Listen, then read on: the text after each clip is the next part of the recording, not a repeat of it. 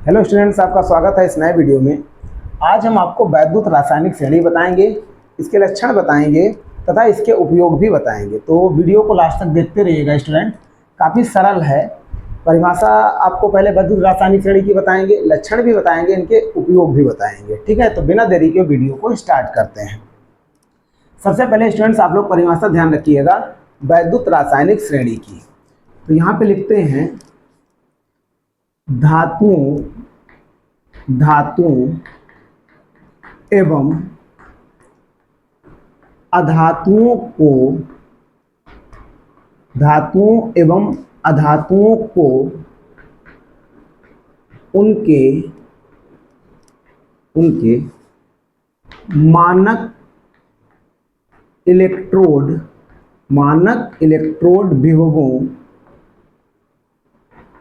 विभवों bracket में student ध्यान रखना अपचयन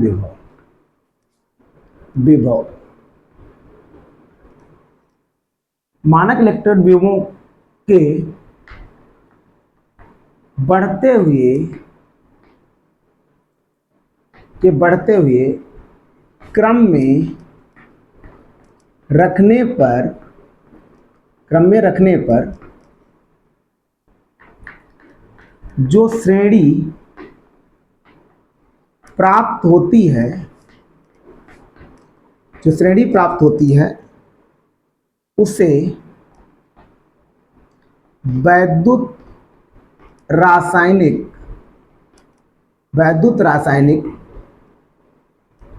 श्रेणी कहते हैं। वैद्युत रासायनिक श्रेणी कहते हैं। तो स्टूडेंट्स ये परिभाषा काफ़ी इजी है, फिर से देख लीजिएगा।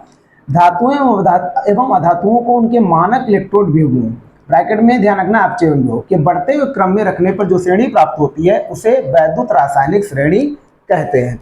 अब स्टूडेंट्स इसमें कुछ इसके लक्षण ध्यान रखिएगा जो कि काफ़ी इंपॉर्टेंट हैं। तो यदि हम बात करें इनके लक्षणों की, ठीक है, कुछ मेन हम पॉइंट आपको लिखवाएंगे, तो स्टूडेंट ध्यान रखना इनके लक्षण। यदि हम इनके लक्षणों की बात करें तो यहाँ लिख सकते हैं वैद्युत रासायनिक श्रेणी के प्रमुख लक्षण निम्नलिखित हैं। यहाँ लिख सकते हैं प्रमुख लक्षण निम्नलिखित हैं या निम्नवत हैं, ऐसा स्टूडेंट्स हम लोग लिख सकते हैं। तो यहाँ पर पहला पॉइंट ध्यान रखना, वैद्युत रासायनिक श्रेणी की परिभाषा तो काफ़ी इजी है स्टूडेंट, ये भी ध्यान रखना है।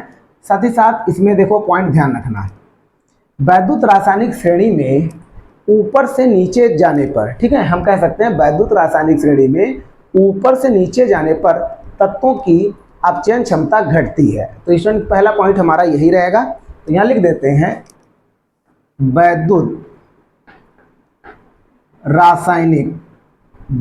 रासायनिक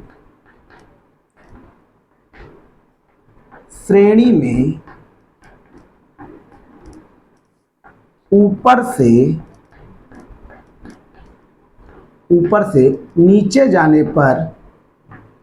नीचे जाने पर तत्वों की अपचयन क्षमता घटती है एवं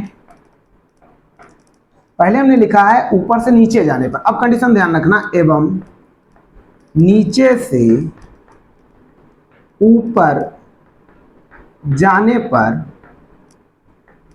अपचयन क्षमता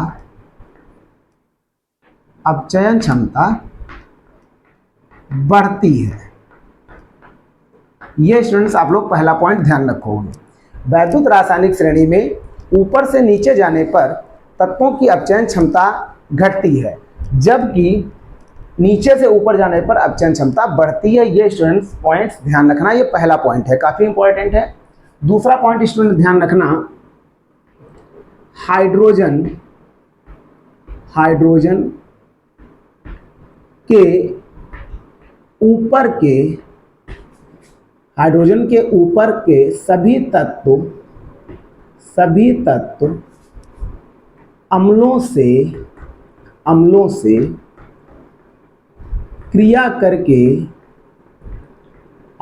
क्रिया करके हाइड्रोजन हाइड्रोजन गैस मुक्त करते हैं। ये स्टूडेंट्स बात ध्यान रखना, क्या हमने बोला है, हाइड्रोजन के ऊपर के सभी तत्व अम्लों से क्रिया करके हाइड्रोजन गैस मुक्त करते हैं, जबकि हाइड्रोजन के नीचे के तत्व हम कह सकते हैं, जबकि हाइड्रोजन के नीचे के तत्व यहां पर लिख सकते हैं, जबकि नीचे के तत्व अम्लों से क्रिया करके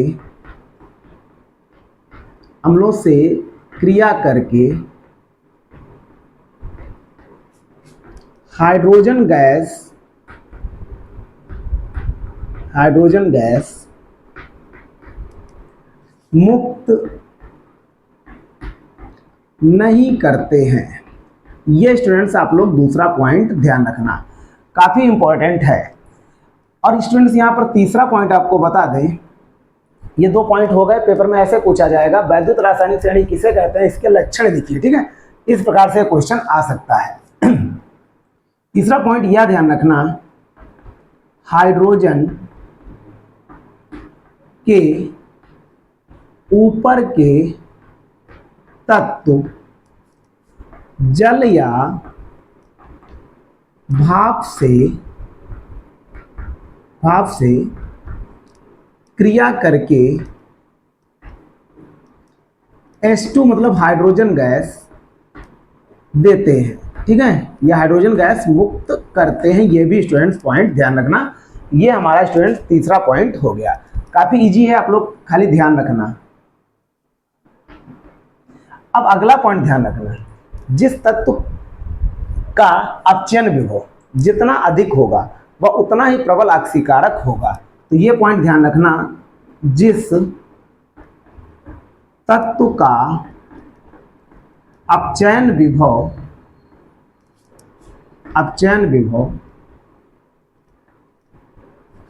जितना अधिक होगा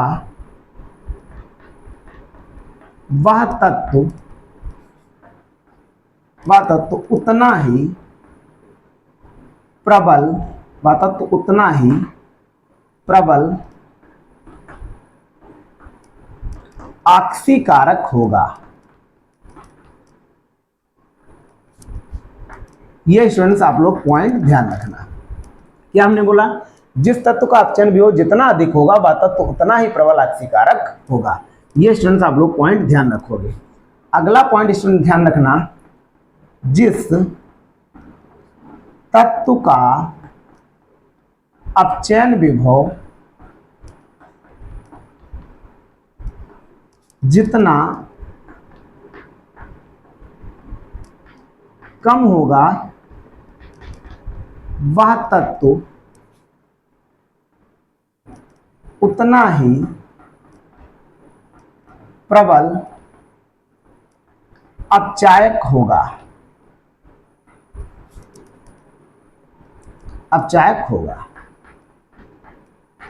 ये स्टूडेंट्स हमने कुछ महत्वपूर्ण पॉइंट आपको बता दिए हैं। पेपर में इसी तरह क्वेश्चन पूछा जाता है वैद्युत रासायनिक श्रेणी किसे कहते हैं, इसके 2 लक्षण लिखिए, इस प्रकार से क्वेश्चन आएगा। हमने कुछ 4-5 तुमको इंपॉर्टेंट लक्षण आपको हमने बता दिए जो काफी इंपॉर्टेंट है। अब स्टूडेंट्स इनके बात कर लेते हैं वैद्युत रासायनिक श्रेणी के उपयोग की, ठीक है, ये आप लोग ध्यान रखना।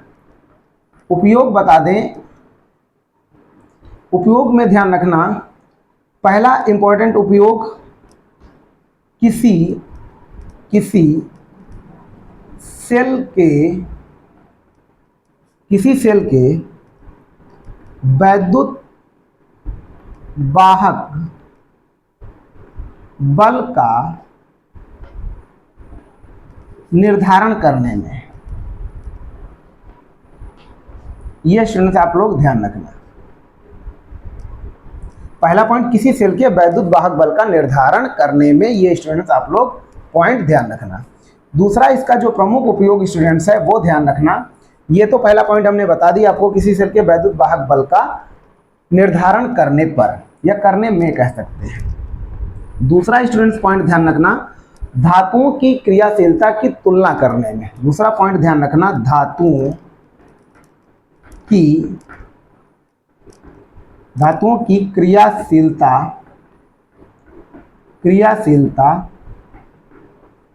की तुलना करने में, ये स्टूडेंट पॉइंट्स आप लोग ध्यान रखना। तो इस प्रकार से वैद्युत रासायनिक श्रेणी, इसकी डिफिनेशन और इसके लक्षण और हमने प्रमुख उपयोग आपको बता दिए। परिभाषा फिर से सुन लीजिएगा। धातुओं एवं अधातुओं को उनके मानक इलेक्ट्रोड व्यूहों के बढ़ते हुए क्रम में रखने पर जो श्रेणी प्राप्त होती है उसको वैद्युत रासायनिक श्रेणी कहते हैं। इसमें पहला पॉइंट हमने लक्षण में लिखवाया है, वैद्युत रासायनिक श्रेणी में ऊपर से नीचे जाने पर अपचयन क्षमता घटती है, जबकि नीचे से ऊपर जाने पर अपचयन क्षमता बढ़ती है। दूसरा स्टूडेंट्स पॉइंट ध्यान रखना, हाइड्रोजन के ऊपर के सभी तत्व अम्लों से क्रिया करके हाइड्रोजन गैस मुक्त करते हैं, जबकि नीचे के तत्व अम्लों से क्रिया करके हाइड्रोजन गैस मुक्त नहीं करते हैं।